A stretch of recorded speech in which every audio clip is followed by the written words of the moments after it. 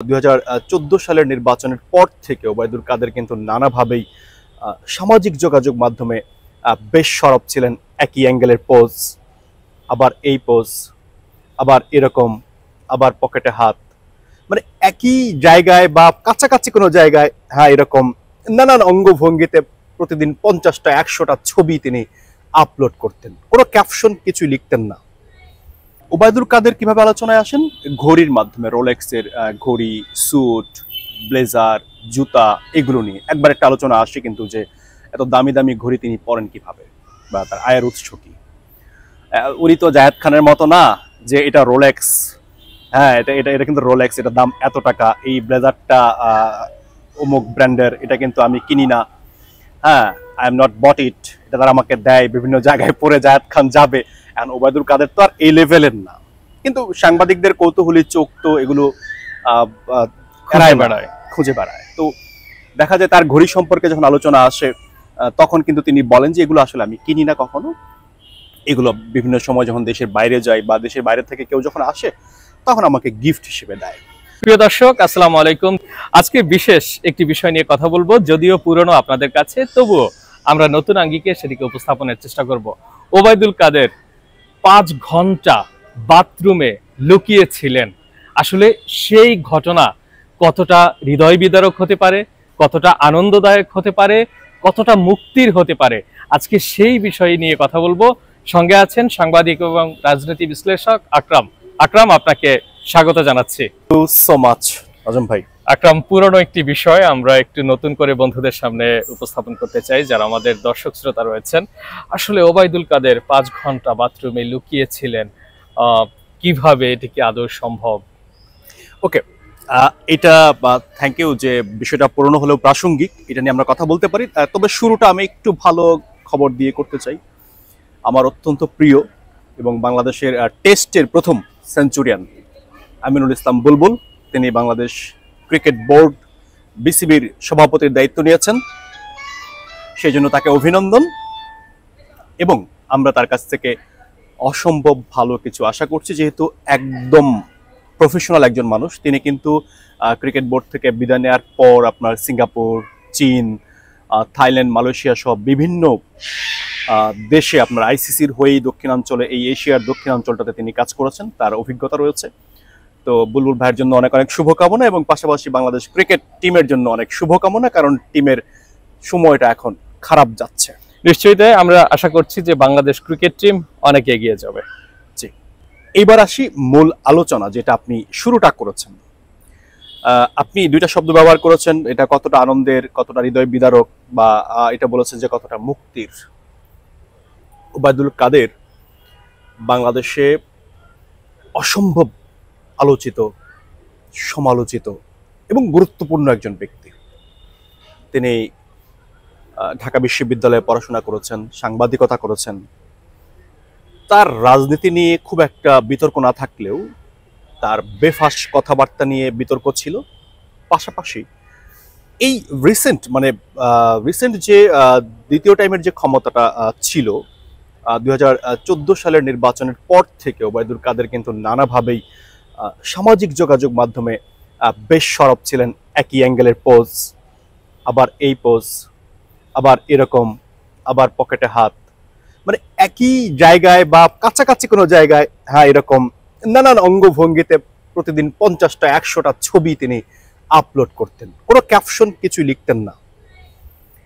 এরপর শুরু হয় কি, যে হঠাৎ করে তিনি ইংরেজি বলা শুরু করেন। এর আগে কিন্তু তিনি কাব্য করে কথা বলতেন। কাব্য করে কথা বলতেন। আমি খুব কাছে থেকে অনেকবার তার বক্তব্য শোনার সুযোগ হয়েছে, বা বারবার সাংবাদিক হিসেবে, যেহেতু আওয়ামী লীগের সাধারণ সম্পাদক, গুরুত্বপূর্ণ ব্যক্তি বাংলাদেশের, তো নিউজ তো তাকে ছাড়া আসলে হয় না। তো সেই সুবাদে তিনি যে বলতেন, ধরেন তারেক রহমানকে নিতে কথা বলছেন, তিনি সুন্দর করে বলতেন, সেই ট্যামস নদীর পারে থেকে এইভাবে কথা বললে তো আর হবে না। এই যে তিনি ভালো জ্ঞান রাখতেন নানান ব্যাপারে, এবং কাব্য করতেন তিনি অনেক। তিনি সম্ভবত কবিও, আমি সাংবাদিক, আমার এখন মনে নাই আসলে সাংবাদিক, তার একটি কবিতা আসছিল হয়তো। ভালো লেখকও তিনি, মেধাবী, তিনি মেধাবী এক কথা। তার রাজনীতি নিয়েও কিন্তু খুব একটা দুর্নীতির যেমনটা হয় বিতর্ক খুব একটা ওরকমটা হয়নি বা আলোচনায় আসেনি বা ম্যানেজ করেছেন বা হ্যান্ডেল করেছেন। কিন্তু তার ওয়াইফের ব্যাপারে অনেক ইয়ে ছিল, আলোচনা সমালোচনা ছিল, যেটা বের হয়ে আসে তার যে ছোট ভাই বসুরহাট কোম্পানিগঞ্জ নোয়াখালীর যিনি মেয়র ছিলেন মির্জা কাদেরের সঙ্গে আধিপত্য বিস্তার নিয়ে ওবায়দুল কাদেরের যিনি বর্তমান স্ত্রী, বর্তমান কেন বললাম, অতীতেও একজন থাকার ঘটনা আমার জানা আছে। তো তার সঙ্গে দেবর ভাবির যে সম্পর্কটা সেটা খুব ভালো যাচ্ছিল না, যার কারণেই এই আলোচনাগুলো বাইরে চলে আসে এবং একটা ঠিকাদারি প্রতিষ্ঠান, সেই ঠিকাদারি প্রতিষ্ঠানটা হঠাৎ করে এসে বাংলাদেশের সবচেয়ে বড় বড় প্রকল্পগুলো নেওয়া শুরু করে, যার মাধ্যমে কিন্তু বাংলাদেশে বড় যে কয়েকটা কোম্পানি আছে তার মধ্যে কিন্তু আব্দুল মোনেম কনস্ট্রাকশন হচ্ছে অন্যতম। এই মোনেম কনস্ট্রাকশনের পাশাপাশি কিন্তু বিড দিতে শুরু করে সেই কনস্ট্রাকশন কোম্পানিটা, নামটা বেশ আলোচিত ছিল, এই মুহূর্তে আমার মাথায় আসছে না। ওকে, তো ওবায়দুল কাদের কিভাবে আলোচনায় আসেন? ঘড়ির মাধ্যমে, রোলেক্সের ঘড়ি, স্যুট, ব্লেজার, জুতা, এগুলো নিয়ে একবার একটা আলোচনা আসে কিন্তু, যে এত দামি দামি ঘড়ি তিনি পরেন কিভাবে বা তার আয়ের উৎস কি। উনি তো জায়েদ খানের মতো না যে এটা রোলেক্স, হ্যাঁ এটা এটা এটা কিন্তু রোলেক্স, এটা দাম এত টাকা, এই ব্লেজারটা অমুক ব্র্যান্ডের, এটা কিন্তু আমি কিনি না, হ্যাঁ আই এম নট বট ইট, এটা তারা আমাকে দেয়, বিভিন্ন জায়গায় পরে জায়েদ খান যাবে। এখন ওবায়দুল কাদের তো আর এই লেভেলের না, কিন্তু সাংবাদিকদের কৌতূহলী চোখ তো এগুলো খুঁজে বেড়ায়। তো দেখা যায় তার ঘড়ি সম্পর্কে যখন আলোচনা আসে তখন কিন্তু তিনি বলেন যে এগুলো আসলে আমি কিনি না কখনো, এগুলো বিভিন্ন সময় যখন দেশের বাইরে যাই বা দেশের বাইরে থেকে কেউ যখন আসে তখন আমাকে গিফট হিসেবে দেয়। তো ওই লেভেলের একজন মানুষ গিফট পেতেই পারে, এবং তাকে যারা গিফট দিবে তার কাছাকাছি যাওয়ার সম্পর্ক যাদের আছে তারাও কিন্তু একটা ওই সর্বোচ্চ লেভেলের মানুষ, এবং সুবিধা যে নেয় না বিষয়টা এরকম না, নিশ্চয়ই সুবিধা নেয়। যদি আজকে হাসনাত আবদুল্লাহর পাজারো জিপ নিয়ে প্রশ্ন আসে যে তুমি যে পাজারো গাড়িটা দিয়ে ঘোরো, যে বড় ভাই দিয়েছে সে কি কোনো সুবিধা নেয়নি, তাহলে ওবায়দুল কাদেরকে যে হচ্ছে রোলেক্স দিয়েছে সে কি সুবিধা নেয়নি? অবশ্যই নিয়েছে। হ্যাঁ, তমা কনস্ট্রাকশনের কথা আমি এতক্ষণ ধরে বলছিলাম, বাংলাদেশের সবচেয়ে আলোচিত, যেটা হঠাৎ করে রাতারাতি আব্দুল মোনেমের কাছাকাছি লেভেলে চলে আসছে। তমা কনস্ট্রাকশন, ওবায়দুল কাদেরের ওয়াইফ হচ্ছে তিনি এটা হ্যান্ডেল করতেন। আচ্ছা, তো এখন এই যে ওবায়দুল কাদের নানা কারণে কিন্তু আমি বলছিলাম যেটা আলোচিত সমালোচিত, তিনি সোশ্যাল মিডিয়া, আমি যেগুলো এতক্ষণ ধরে যেটা বললাম, এরপরে তিনি আসলেন কি তার মধ্যে দলীয় নেতাকর্মীদের মধ্যে একটা গ্রহণযোগ্যতার ঘাটতি দেখা যায়, যেহেতু তিনি তৃতীয়বার আওয়ামী লীগের মতো দলের সাধারণ সম্পাদকের দায়িত্ব পালন করছেন।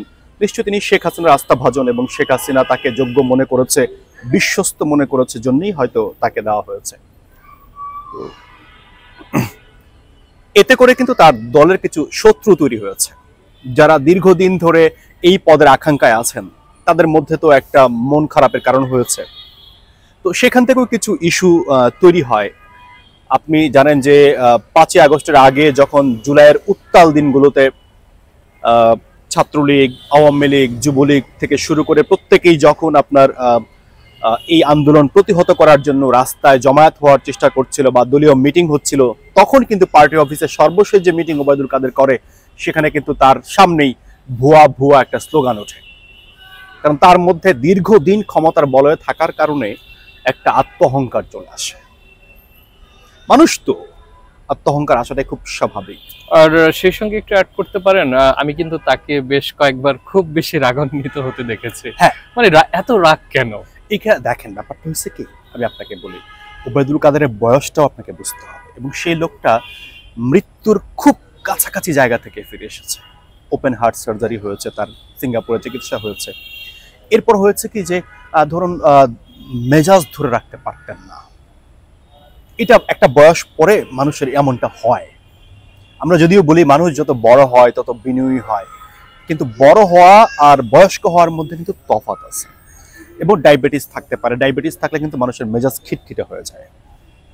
তাকে নিয়ে স্লোগান দেওয়া হচ্ছে, খুব রেগে যাচ্ছেন, হাততালি দেওয়া হচ্ছে, এবং পাশাপাশি হয় কি যে আমরা কি দেখি যে যখন কোনো ওয়াজ মাহফিলের মাইকিং করা হয়, অ্যানাউন্সমেন্ট পূর্ব যে ঘোষণাগুলো হয়, আপনারা দেখবেন যে অমুক দিন সভা হবে এবং প্রধান অতিথিকে হজরতুল আল্লামা কুতুবে রাব্বানা পীরে কামেল হজরত মাওলানা শাহী অমুক তমুক, এই যে মানে উপমাগুলো দিতে থাকে, এগুলো কিন্তু অপ্রাসঙ্গিক।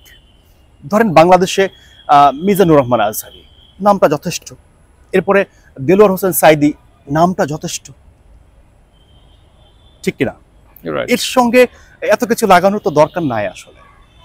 এখন প্রফেসর ডক্টর মোহাম্মদ ইউনূস যথেষ্ট। এখন তিনি কতগুলো ডিগ্রি, এই যে জাপানে গেলেন তাকে আবার ডিগ্রি দেওয়া হয়েছে, এখন যদি এই এতগুলো ডিগ্রি সামনে বলতে থাকেন আপনি, সময় তো কম। আর প্রধান অতিথি হিসেবে যখন রাজনৈতিক মঞ্চে হয় কি যে কাছে থেকে দেখাতো যে আপনার শহরে যেটা হয়, মানে ঢাকার বাইরে আবার এতটা হয় না, শহরে যেটা হয় ওয়ার্ডের নেতা শুরু করে, থানার নেতা শুরু করে, তারপর মহানগরের নেতা শুরু করে, এখানে যুবলীগ, আওয়ামী লীগ, স্বেচ্ছাসেবক লীগ, এরপর আওয়ামী লীগের অন্যান্য যারা জয়েন্ট সেক্রেটারি, কেন্দ্রীয় কমিটির অমুক নেতা তমুক নেতা, স্থানীয় সংসদ সদস্য, আবার প্রভাবশালী মন্ত্রী, এরা সবাই বক্তৃতা দেয়। তার আগ পর্যন্ত কিন্তু মাননীয় প্রধান অতিথি যিনি, তিনি চুপচাপ বসে থাকেন। আর যদি দেরি করে যায় তাহলে ভালো, তো হয় কি যে মেজাজ গরম হয়ে যায়। আর কত আর কত, এখন জাতির পিতা বঙ্গবন্ধু শেখ মুজিবুর রহমান বলেন আর বঙ্গবন্ধু শেখ মুজিবুর রহমান বলেন যথেষ্ট, এরপরে স্বাধীন বাংলাদেশের উপকার, এই অমুক তমুক, হাজার বছরের শ্রেষ্ঠ বাঙালি, সবই ঠিক আছে, কিন্তু এগুলো বারবার বলার তো কিছু নাই। এখন ওবায়দুল কাদের বাংলাদেশ ছাত্রলীগের সোনালী ফসল, তারপরে ঢাকা বিশ্ববিদ্যালয়ের ছাত্র, হ্যাঁ ছাত্রলীগের এত সালের তুখুর নেতা, স্বৈরাচার বিরোধী আন্দোলনের তুখুর নেতা, বারবার কারাবন্দী, শেখ হাসিনার বিশ্বস্ত ভ্যানগার্ড, এগুলো তো দরকার নাই। আওয়ামী লীগের সাধারণ সম্পাদক সেতুমন্ত্রী ওবায়দুল কাদের যথেষ্ট। এইসব নানান কারণে কিন্তু তিনি বিরক্ত হয়ে যেতেন। পাশাপাশি দেখা গেল মঞ্চের বাইরে যত লোক, মঞ্চের উপরে তার চেয়ে বেশি লোক। মঞ্চ ভেঙে পড়ে গেলেন, হ্যাঁ ঢাকা বিশ্ববিদ্যালয়ে তো মঞ্চ ভেঙে তিনি পড়েই গেলেন, তো এই লোকটা মেজাজ হারাবে না তো কি করবে? তো উনি বলে যে দল যেহেতু টানা ক্ষমতায়, আন্দোলন সংগ্রামে তো যাওয়ার দরকার পড়ছে না, সেই কারণে সবাই হয়ে গেছেন নেতা, এখন আর কর্মী নাই, যার কারণে উনি মেজাজ ধরে রাখতে পারতেন না। দলীয় নেতা কর্মীদের উপর তিনি বিরক্তই হতেন কিছুটা, এবং তার প্রতিদ্বন্দ্বী যারা দলের মধ্যে ছিল গোপনে, তারা এই ব্যাপারগুলোকে ক্যাশ করতেন, যার কারণে তিনি আরো মেজাজ ধরে রাখতে পারতেন না। এবং তাকে এই নানান কথাবার্তা, আপনারা দেখেছেন যে মানে মাইক ছাড়তে চায় না কেউ, তখন তিনি বলতেন এই সর, এই আর কত, এই এগুলো দরকার, এগুলো তো আসলে বাস্তবতা। তো এখন যেটা আমাদের আলোচনার বিষয় ছিল যে 5ই আগস্টে যেটা হলো সেই বিষয়টা, এখন দেখেন আমরা যদি একটু পেছনে ফিরি, একটু স্মৃতিচারণ করি, 5ই আগস্ট ঘটার আগে যে ঘটনা প্রবাহগুলো আমরা একটু সংক্ষেপে দু একটা জায়গায় টাচ দিলেই আর একটু দর্শকদের মনে পড়বে। সেটা হচ্ছে ঘটনাটা কিন্তু মোটামুটি শেষ পর্যায়ে ছিল। আন্দোলনটা বেগবান হয় কখন? যখন একটা কথা বাইরে আসে, তখনও পর্যন্ত কিন্তু শেখ হাসিনা পর্যন্ত যায়নি, ওবায়দুল কাদের পর্যন্তই ছিল। আপনার নিশ্চয়ই মনে আছে যে একটা কথা বাজারে আসে যে এইদেরকে, তখন কিন্তু আওয়ামী লীগের ডায়লগ ছিল এরকম যে যে যাই করতো সবাই জামাত শিবির, জামাত শিবিরের প্রেতাত্মা, পাকিস্তানের প্রেতাত্মা, এই কথাগুলি তারা বলতেন। তো এই জামাত শিবিরের প্রেতাত্মাদেরকে শায়েস্তা করার জন্য ছাত্রলীগ একাই যথেষ্ট, এরকম একটা শব্দ কিন্তু বাজারে চলে আসে, এবং যেটা সমস্ত সাধারণ ছাত্ররা কিন্তু ব্যাপারটাকে খুব মাইন্ডে নেয় যে আমরাও তো ছাত্র, ছাত্রলীগও ছাত্র, তাহলে ছাত্রলীগই শুধু দেশের আপন হয়ে গেল, সরকারের হয়ে গেল, আমরা কি তাহলে রোহিঙ্গা, আমরা কি তাহলে ভেসে আসছি? তখনই কিন্তু সাধারণ ছাত্রছাত্রীরা ব্যাপারটাতে খুবই কষ্ট পায়, এবং তারা এই ব্যাপারটাতে বলে যে তাহলে ছাত্রলীগকেই আগে দেখব। তখনই কিন্তু সাদ্দাম হোসেন সহ এরা সবাইকে মোটামুটি মাইর খায়। এই ব্যাপারটা কিন্তু সারা বাংলাদেশের মানুষ কিন্তু চরমভাবে ক্ষেপে যায় এই ব্যাপারটা নিয়ে। এরপর দ্বিতীয় ঘটনাটা কি হয়? দ্বিতীয় ঘটনাটা হয় শেখ হাসিনাকে যখন সংবাদ সম্মেলনে উনি চীন সফর করে আসেন, তখন দুই সাংবাদিক একই প্রশ্ন কাছাকাছি প্রশ্ন করেন, এবং তারা ইচ্ছে করে এটা করেন ওনার কাছাকাছি যাওয়ার জন্য। তেলবাজ পর্যায়ের সাংবাদিক যারা, আপনি তো জানেন যে এগুলো কি হয়েছে। এখানে প্রথম আলো কিন্তু ডাক পেত না, বিবিসি সাংবাদিক ডাক পেত না, শুধুমাত্র যারা তেল মারা বা মোবিল মারা বা উন্নত মানের ঘি যারা মারতে পারে এবং সেই পরীক্ষা যারা পাশ করতে পেরেছে তাদেরকে শুধুমাত্র প্রবেশ দেওয়া হতো আর কি, অন্য কোনো মিডিয়াকে বা চ্যানেলকে দেওয়া হতো না। আর ডেইলি স্টার দেওয়া হতো কিনা আমি কনফার্ম না, কিন্তু প্রথম আলো আর বিবিসিকে দেওয়া হতো না। আপনি বলতে পারেন যে 71, ডিবিসি প্লাস সময় টিভি, জানেই, সবাই জানে যে কারা কারা তেলবাজ করতো। তো এইখানে যেটা হয় যে শেখ হাসিনাকে প্রশ্ন করা হয় যে এই যে আন্দোলন যারা করছে, কোটা বিরোধী আন্দোলন বা কোটার যে বৈষম্য বিরোধী যে আন্দোলনটা হচ্ছে, এটাকে আপনি কিভাবে দেখেন? মুক্তিযোদ্ধা কোটা বাদ দিতে চাচ্ছে। তখন তার যে ফিডব্যাকটা ছিল যে মুক্তিযোদ্ধার সন্তানরা না পেলে কি রাজাকারের সন্তানরা পাবে, তখন কিন্তু এটা বেসামাল হয়ে যায়। এবং বিকেলে যখন সংবাদ সম্মেলনটা হয়, রাতেই কিন্তু ঢাকা বিশ্ববিদ্যালয় থেকে প্রতিবাদ মিছিল শুরু হয়, তুমি কে আমি কে, রাজাকার রাজাকার। তখন কিন্তু বাংলাদেশের বিশেষ করে ঢাকা শহরের ওই সময়কার বিশেষ করে ছাত্র সমাজ নিজেকে রাজাকার হিসেবেই তারা দাবি করতে থাকে। তখনই কিন্তু আন্দোলনটা বেগবান হয়। এরপরে যেটা হয় যে আপনার এই সার্জিস আলম, নাহিদ ইসলাম থেকে শুরু করে এদের কয়েকজনকে কিন্তু প্রচুর ধরে নিয়ে যায় পুলিশ। এরা প্রচুর প্রচুর পেটানো হয়, এদেরকে আঘাত করা হয়। এরা তখন হসপিটালে ভর্তি হয়। এরা তখন কয়েকটা দাবি জানায়। কি দাবি জানায়?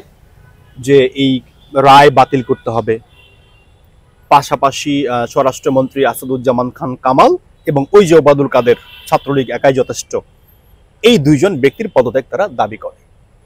ঘটনা প্রবাহ তখন সরকার কিছুটা মেনে নেয় এবং গুলশানে কারফিউ চলা অবস্থায় গুলশানে আইনমন্ত্রী আনিসুল হকের বাসায়, আমিও সেখানে ছিলাম, সেখানে সংবাদ সম্মেলন হয়।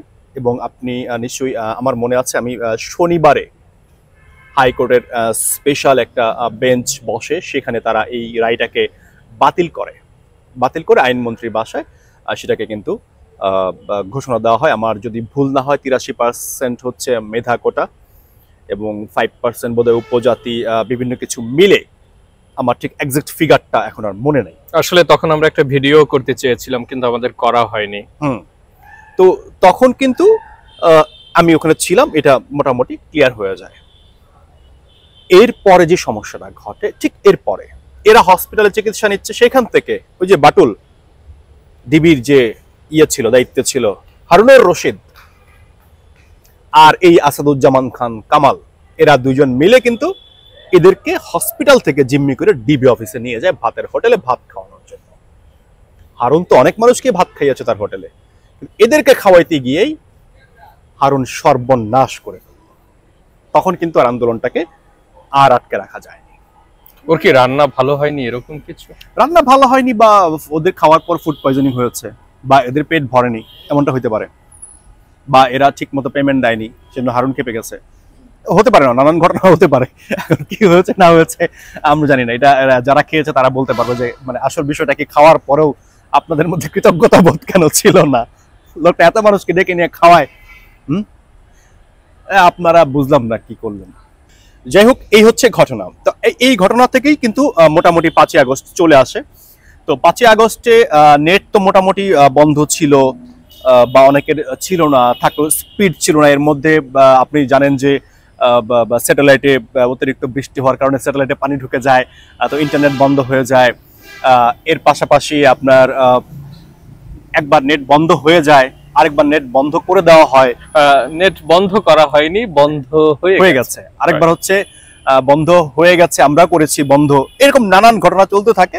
এর মধ্যে টেলিভিশন স্ক্রলে হঠাৎ চলে আসে যে কিছুক্ষণের মধ্যে সেনাপ্রধান জাতির উদ্দেশ্যে ভাষণ দেবেন। তো যারা এই সময় টেলিভিশনের সামনে ছিলেন, ততক্ষণে রাস্তা কিন্তু লোক চলে আসছে, টেলিভিশনের অপেক্ষায় কেউ আর নাই। মোটামুটি ভোরবেলায় তো মানুষ জেনে গেছে, আর সরকার তো জেনে গেছে আরো একদিন আগে। আমাদের টপিক যেহেতু ওবায়দুল কাদের, এখন ওবায়দুল কাদের এই কয়েক মাস কিন্তু মোটামুটি গোপনেই ছিলেন। অতি সম্প্রতি ভারতীয় একটা সংবাদ মাধ্যম দ্য ওয়ার্ল্ড নিউজ, এখানকার এক সাংবাদিককে ওবায়দুল কাদের একটা বক্তৃতা দেন, বা তার একটা ভাষণ দেন, বা একটা সাক্ষাৎকার দেন। তার আগে ওবায়দুল কাদের একদিন বা 2 দিন আগে একটা বিবৃতি দেন প্রফেসর ডক্টর ইউনূসের বিপক্ষে বা বিরুদ্ধে। এই ওবায়দুল কাদের আলোচনায় আসেন। এরপরেই কিন্তু ওয়ার্ল্ড নিউজকে তিনি ইন্টারভিউটা দেন। তো এই ইন্টারভিউ থেকে আমরা কি জানতে পারি? ইন্টারভিউতে তিনি মোটামুটি, এটা বা বেশ লম্বা একটা ইন্টারভিউ ছিল, সেখানে ওবায়দুল কাদের তার জীবনে ঘটে যাওয়া সেই বাথরুম বা টয়লেট যেখানেই বলেন 5.5 ঘন্টা বা 5 ঘন্টার তার যে জার্নি, সেটা তিনি এক্সপোজ করেছেন। এবং তিনি কিভাবে 5ই আগস্ট পার করেছেন, এবং কিভাবে তিনি এতদিন পর্যন্ত কোথায় ছিলেন, এখন কোথায় আছেন, এখন তার ভবিষ্যৎ পরিকল্পনা কি, এটা হচ্ছে মূল ব্যাপার। তো সেখানে তিনি বলেন, সাংবাদিক যখন জিজ্ঞেস করেন যে আপনি কোথায় ছিলেন, ওই দিনের ঘটনা বলেন, তখন বলেন যে সকালে আমরা আমার বাসা ছেড়ে অন্য বাসার দিকে চলে যাই, সেখানে আমরা আশ্রয় নেই। তো ওবায়দুল কাদেরের বক্তব্যে একটা জিনিস ক্লিয়ার হয়, তিনি তখনও জানতেন না যে তার নেত্রী চলে গেছে। কারণ তিনি বলেন যে তখন লুটপাট শুরু হয়। তো তিনি যে বাসায়, অন্যের বাসায় ছিলেন, সেখানেও যারা আন্দোলনকারী বা লুটপাট যারাই করে তারা গিয়েছিল। তো সেখানে মোটামুটি সবকিছু লুটপাট করেছে। তো ওবায়দুল কাদের তার স্ত্রী সহ তিনি বাথরুমে লুকিয়েছিলেন। তো সেখানেও আন্দোলনকারীরা বাথরুমে প্রবেশ করতে চায়। ওবায়দুল কাদেরের বক্তব্য অনুযায়ী বাথরুমে যা আছে, ফ্লাশ টাচ, কমোড টমোড, এগুলো নিয়ে যেতে চাচ্ছিল চুরি করে, বা এগুলোই বুঝতে পেরেছেন, আপনি দেখেছেন কি হয়েছে লুটপাট করে। সেই সময় ওবায়দুল কাদেরের স্ত্রী তাদেরকে বাধা দেন যে না, বাথরুমের ভিতরে কি, বাথরুমের ভিতরে আসা তো দরকার নেই। তখন ওই ছাত্র বলেন বা যারা লুটপাট করতে গেছে বা আন্দোলনকারী বলেন, তাদের যার যেটা পরিচয়, তারা বাথরুমে গিয়ে প্রবেশ করে। ওবায়দুল কাদের বলেন তার স্ত্রী তখন কাদেরকে জিজ্ঞেস করেন যে কি করব। তো উনি বললেন ছেড়ে দাও, আসে। তারা যতটা রাগান্বিত হয়ে আসে, কাদেরের বক্তব্য অনুযায়ী উনাকে দেখার পর তাদের রাগ কিছুটা কমে আসে।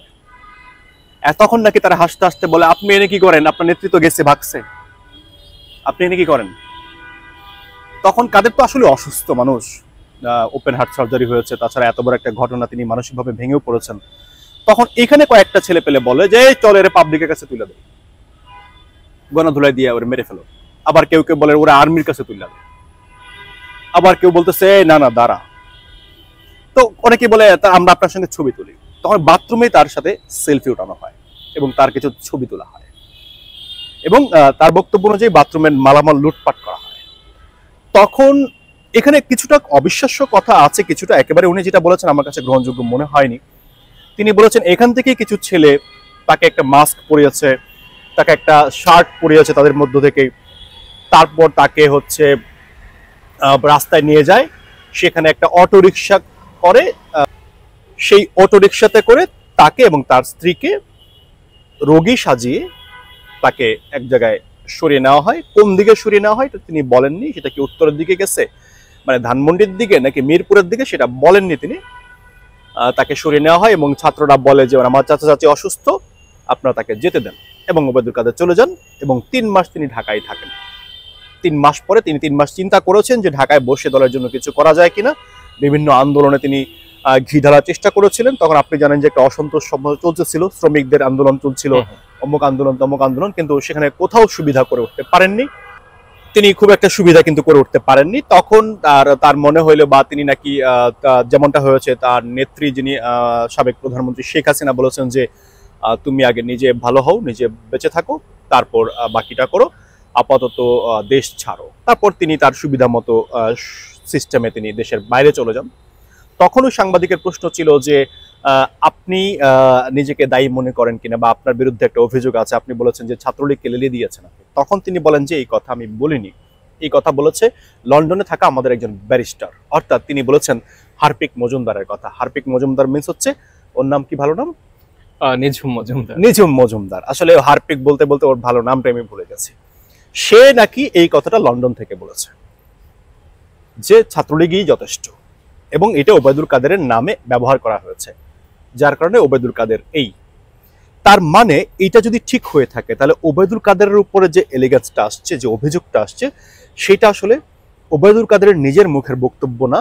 সেটা যদি সত্যি হয়ে থাকে ওবায়দুল কাদেরের বক্তব্য, তাহলে সেটা হার্পিক মজুমদারের। এবং তাহলে এটা যদি সত্যি হয়ে থাকে, তাহলে ওবায়দুল কাদেরের এই ধ্বংসের পেছনে হার্পিক মজুমদার দায়ী। এবং সাংবাদিক প্রশ্ন করেন যে আপনি তো অনেকগুলো আপনারা পদক্ষেপ নিয়েছেন সেই সময়টাতে, তো আপনি আপনার কৃতকর্মের জন্য কোনোভাবে সরি কিনা বা ক্ষমা চাইবেন কিনা। তখন তিনি বলেন, দেখুন আমি দলের সাধারণ সম্পাদক, আমার তো সুপ্রিম আছে, তো আমি দলের জন্য যা যা করেছি, সেই সময় সরকারেও ছিলাম, সরকারে যা যা করেছি আমি আমার সুপ্রিমের নির্দেশে করেছি। আমার প্রধানমন্ত্রী শেখ হাসিনার কথা তিনি বলেছেন যে আমি তার নির্দেশ পালন করেছি, আমার তো চেইন অফ কমান্ড আছে। মানে ব্যাপারটা কিরকম যে আমার কোনো দোষ নাই, বিষয়টা এরকমই যে আমি দলীয় সিদ্ধান্ত আসছে, দলীয় সিদ্ধান্ত হাইকমান্ড থেকে আসছে, যেভাবে আমি সেভাবেই পালন করেছি, দল চালানোর জন্য যা যা করা দরকার আমি তাই করেছি। অর্থাৎ এইখানে একটা বিষয় খুঁজে পাওয়া যায়, সেটা হচ্ছে তিনি তার যিনি সুপ্রিম অথরিটি সাবেক প্রধানমন্ত্রী শেখ হাসিনা, তাকেও কিন্তু তিনি কিছুটা অপরাধী, কিছুটা না, যেহেতু তিনি নির্দেশ পালন করেছেন, তার মানে সমস্ত দোষ কিন্তু তিনি শেখ হাসিনার ঘাড়েই চাপিয়ে দিয়েছেন। এদিক বিবেচনা করলে এটাই কিন্তু মোটামুটি ক্লিয়ার হয়। তিনি যে ধোয়া তুলসী পাতা বিষয়টা কিন্তু এরকম না, কিন্তু তিনি কৌশলে হোক বা যেভাবে হোক বা সত্যি হোক, তিনি কিন্তু দুইজন মানুষের ঘাড়ে দুইটা দায়িত্ব চাপিয়ে দিয়েছেন। এ হচ্ছে ওবায়দুল কাদের। সাংবাদিক তখন জিজ্ঞেস করেন যে আপনারা আপনাদের কৃতকর্মের জন্য ক্ষমা চাইবেন কিনা। ওবায়দুল কাদের এই কথাটা খুব সুন্দর বলেছেন যে দেখেন, এখন আমাদের যে অবস্থা, আমার নেত্রীর নির্দেশনা হচ্ছে যে তুমি দল টল ভুলে যাও, পারলে অবসর সময় কিছু লেখালেখি করো, যা তোমার চোখে দেখছো ইতিহাস, এটা লেখালেখি করো, বই বের করো, যেহেতু তোমার লেখালেখির অভ্যাস আছে, আর তোমার সুস্থতার জন্য চিকিৎসা করো। আর তিনি বলেছেন যেটা যে ক্ষমা এখন তো আমাদের অস্তিত্বই নাই, এখন অপরাধ করেছি বাংলাদেশে, ভারতে বসে ক্ষমা চাইলে এই ক্ষমার তো আসলে কোনো গুরুত্ব নাই। আমাদের যদি কখনো বেঁচে থাকা অবস্থায় দেশে যাওয়ার সুযোগ হয়, তখন জনগণের কাছে আমরা ক্ষমা চাইব। এখন ওবায়দুল কাদের তাকে জিজ্ঞাসা করা হয়েছিল যে আপনি এতদিন গোপন কেন থাকলেন, তখন বললেন যে আমার নেত্রীর নির্দেশ ছিল এমনটাই যে এই মুহূর্তে কথাবার্তা বলার দরকার নেই, নিজে আগে ভালো থাকো, তারপরে তোমার যখন মনে হবে বা সুযোগ হবে কথা বলার তখন তুমি কথা বলবা। এবং এখানে কিন্তু শেষ না, তিনি কিন্তু একই বক্তব্য দিয়েছে আমাদের বাংলাদেশি লোকদের পরিচালিত একটা অনলাইন ভিত্তিক গণমাধ্যম আছে নাগরিক টিভি, সেখানকার সাংবাদিক নাজমুস সাকিবকে ইন্টারভিউ দিয়েছে, কিন্তু নাজমুস সাকিবের করা প্রশ্নে তিনি একসময় রাগে ফোন কেটিয়ে দিয়েছেন। এই হচ্ছে ওবায়দুল কাদের এবং তার সঙ্গে 5ই আগস্টে ঘটা বাথরুমের 5 ঘন্টা। তাহলে এই আলোচনা থেকে আমরা যেটা বুঝতে পারলাম যে ওবায়দুল কাদেরের যে অবস্থানটা সেটা তিনি ক্লিয়ার করেছেন। নিঝুম মজুমদার তিনিও বেশ বড় একটা ভূমিকা রেখেছে। যদি আমরা এইটাকে আরেকটু বিশ্লেষণ করি, আরেকটু ডিপলি যাওয়ার চেষ্টা করি, তাহলে মূল ঘটনার জন্য এই নিঝুম মজুমদারের মতো লোকগুলো যে কোনো রাজনৈতিক দলের জন্য ক্ষতিকর। আকরাম, আমরা রাজনৈতিকভাবে অনেক বিশ্লেষণ আমরা করেছি। আসলে 5ই আগস্টের ওই সময়টাতে কারো বাথরুমে লুকিয়ে থাকা ওবায়দুল কাদেরের মতো এমন কোনো ব্যক্তিত্ব এবং তাকে ছাত্র জনতা তাকে সেফলি যেতে দিবে, এটা আপনার বিশ্লেষণ কি বলছে? আমার কাছে তো মনে হচ্ছে যে এই ঘটনা মিথ্যাও হতে পারে, ওবায়দুল কাদের যে তথ্যগুলো দিয়েছেন এগুলো মিথ্যা হতে পারে, আবার এমন হতে পারে ওইখানে ছাত্র জনতার মধ্যে আওয়ামী লীগের লোকজন থাকতেই পারে যদি কেউ সুবিধাবাদী হয়ে থাকে। ওকে, আমি একটু শেষের থেকে আসি। সেই সাংবাদিকের আলোচনার মধ্যে প্রশ্ন করেছিলেন যে আপনাকে যারা সেভ করেছে আপনার বক্তব্য অনুযায়ী তারা কি দলের কেউ? তিনি বলেছেন না, এরা আমার দলের কেউ না, দলের কেউ হলে আমি চিনতাম, আর আমার সঙ্গে অ্যাপ্রোচটা ওইরকম করতো না। এখন তিনি যেমনটা আমাদেরকে শুনিয়েছেন বা গণমাধ্যমকে বলেছেন, আমরা তো সেটাই আলোচনা করেছি। এখন ধরে নিলাম তিনি কোনো একটা বাসায় লুকিয়েছিলেন, এটা তো সত্যি। 5ই আগস্ট সকালবেলা যে ঘটনাটা ঘটে যাবে এটা কিন্তু কারো পরিকল্পনাই ছিল না। এবং আপনি নিশ্চয়ই মনে আছে আপনার যে 5ই আগস্টের 2 দিন আগের থেকে ওবায়দুল কাদের কিন্তু নিখোঁজ ছিল। তাকে কিন্তু পরবর্তী 3 তারিখ থেকে ওবায়দুল কাদেরের কোনো খোঁজ খবর পাওয়া যাচ্ছিল না। ওবায়দুল কাদের, তারপর দক্ষিণের মেয়র ব্যারিস্টার ফজলুর তাপস থেকে শুরু করে অনেকেই কিন্তু 2-3 দিন ধরে মোটামুটি চুপচাপ ছিলেন। এখন ওবায়দুল কাদের 5 ঘন্টা বাথরুমে লুকিয়েছিলেন, কোন মানুষটা এই সময় ওবায়দুল কাদেরকে তার বাসায় জায়গা দিবে, বা ধরে নিলাম আমি দলের কেউ দিয়েছে বা নেম ভবনের কোনো একটা বা বিল্ডিং এ তিনি ছিলেন যেহেতু দলের সাধারণ সম্পাদক, তো সেই বাড়িতে তিনি বাথরুমেই কেন থাকবেন? ধরলাম আমি যে বাথরুমে উনি 5 ঘন্টা বাথরুমে কেন থাকলেন বা কি বিষয় আসো, উনি কয়টার সময় ঢুকলেন সেই সময়টা তিনি বলেননি, এবং কখন বের হয়ে গেলেন, এই 5 ঘন্টা পর কখন বের হলেন তিনি এমনটাও বলেননি। এই ব্যাপারটা তো একটু গরমিল আছে। পাশাপাশি সেই মানুষগুলো যারা ওবায়দুল কাদেরের মতো ব্যক্তিকে ধরে তার সঙ্গে সেলফি তুলেছে, তার সঙ্গে ছবি তুলেছে, সেই ছবিগুলো আমরা এখনো একটা গণমাধ্যমে দেখতে পাইনি। আমরা তো অনেক কিছু দেখেছি, শেখ হাসিনার অন্তর্বাসও দেখেছি আমরা, হাঁস চুরি করেছে সেটাও দেখেছি আমরা। তাহলে ওবায়দুল কাদেরের কেউ একটা ছবি দিত না? আমরা কিন্তু সামাজিক যোগাযোগ মাধ্যমে সেটা দেখতে পাইনি। অর্থাৎ এখানে কিছু ঘাপলা আছে। ওই 2 দিন তিনি কোথায় ছিলেন? এই সাংবাদিক কিন্তু এই প্রশ্নটা করেননি। আপনি 3 তারিখ থেকে 5 তারিখ কোথায় ছিলেন? এইখানে কিছুটা প্রশ্ন কিন্তু রয়ে যায় যে এই 2 দিন তিনি কোথায় ছিলেন। আপনি সাংবাদিক হলে করতেন? ডেফিনেটলি আমার যদি সুযোগ হতো যে আমি জিজ্ঞেস করতাম যে 3 তারিখ থেকে 5 তারিখ আপনি কোথায় ছিলেন, এই 2 দিন আপনি কোথায় ছিলেন? আর বাথরুমে কেন? খাটের নিচেও তো থাকতে পারতেন। এখন বাথরুমে হয়তো হাই কমোড ছিল, বড় লোকের বাথরুম, তিনি এখানে বসতে আরাম করে বসতে পেরেছেন, বা চেয়ার দিয়েছে, যেহেতু তিনি ওপেন হার্ট সার্জারি করেছেন, এখন বা খাটের নিচে হলে তাকে শুয়ে থাকতে হইতো, পেটেও সুখও থাকতে পারে, নানান কিছু হতে পারে। কিন্তু এই আলাপটা আমার খুব একটা যে হজম হচ্ছে বিষয়টা এরকম না, মিলছে না হিসাবটা। যেহেতু তিনি 3 তারিখ থেকেই মানে স্টপ ছিলেন বা আলোচনার বাইরে ছিলেন, এই 2 দিনের মধ্যে অনেক কিছু সুযোগ ছিল তার কাছে, অনেক ভালো জায়গায় তিনি সেটেল হইতে পারতেন। ওই দিন সকালবেলা তিনি বাথরুমে কেন গেলেন, বা তারাই কারা, সেখানে কোনো অর্থ বাণিজ্য হয়েছে কিনা, যদি সত্যি হয়ে থাকে তাহলে সেই ছেলেগুলোকে কত টাকা তিনি দিয়েছেন? আকরাম, আমাদের যেটা হয় বাথরুমে, সেটা যত ভালো বাথরুমই হোক না কেন, আহ, আসলে আমরা কাজ সেরে কিন্তু বের হয়ে পড়ি, ওখানে থাকতে ভালো লাগে না। তো সেখানে 5 ঘন্টা থাকা, তার মতো একজন ব্যক্তিত্ব। দেখুন, ব্যাপারটা হচ্ছে তার মতো একজন ব্যক্তিত্ব না, জীবন তো আসলে সবার কাছে সমান। একজন রিকশাওয়ালার জীবন, ওবায়দুল কাদেরের জীবন, ডক্টর ইউনূসের জীবন, শেখ হাসিনার জীবন, আমার জীবন, আপনার জীবন, জীবন একটাই, ওয়ান টাইম। তো এখন আমি যদি বিপদে পড়ে যাই বা বিপন্ন হয়, আমার জীবন প্রাণনাশের হুমকি থাকে, তখন আসলে বেঁচে থাকাটাই প্রাসঙ্গিক। আমি কোথায় আছি, কেমন আছি, এটা আসলে প্রাসঙ্গিক না, বা আমি কে, এটাও প্রাসঙ্গিক না। মানে আজরাইল যখন আসবে বা শত্রুপক্ষ যখন আসবে, তখন আসলে আমি কে এটা গুরুত্বপূর্ণ না, তখন আমার প্রাণ বাঁচানোটাই গুরুত্বপূর্ণ। বাথরুম হোক আর বা বা বা যে কোনো নর্দমা হইতে পারে, ড্রেন হইতে পারে, ম্যানহোল হইতে পারে, যে কোনো জায়গায় প্রাণটা বাঁচানো হচ্ছে মূল ব্যাপার আর কি। তবে উনি এই 2 দিন কোথায় ছিলেন এটা আমার কাছে হিসাব মিলছে না।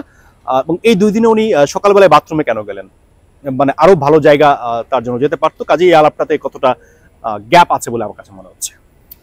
আকরাম, আসলে আমাদের প্রত্যাশা থাকবে আগামী দিনে কোনো রাজনীতিবিদকে যাতে এভাবে পালাতে না হয়, ডেফিনেটলি, এবং আমরা সুষ্ঠু সুন্দর রাজনীতির মাধ্যমে বাংলাদেশটা এগিয়ে যাক, আমরা শান্তিতে থাকি, সেই প্রত্যাশা কিন্তু এক্সিটটা যেন নিন্দাজনক না হয় বা কষ্টের না হয়, হ্যাপি এন্ডিং হোক সবকিছুর। আমাদের আজকের আয়োজনেরও হ্যাপি এন্ডিং। জি, থ্যাংক ইউ, ভালো থাকবেন সবাই। জি, প্রিয় দর্শক, শুনছিলেন আলোচনা। আসলেই তাই, শেষ কথার সূত্র ধরেই বলতে চাই, আমাদের রাজনীতি সুস্থ ধারার থাকবে। আমাদের কোনো রাজনীতিবিদ আর কখনো পালাবেন না, তারা দেশের স্বার্থে কাজ করবেন, জনগণের স্বার্থে কাজ করবেন। ভালো থাকবেন সবাই। আসসালামু আলাইকুম।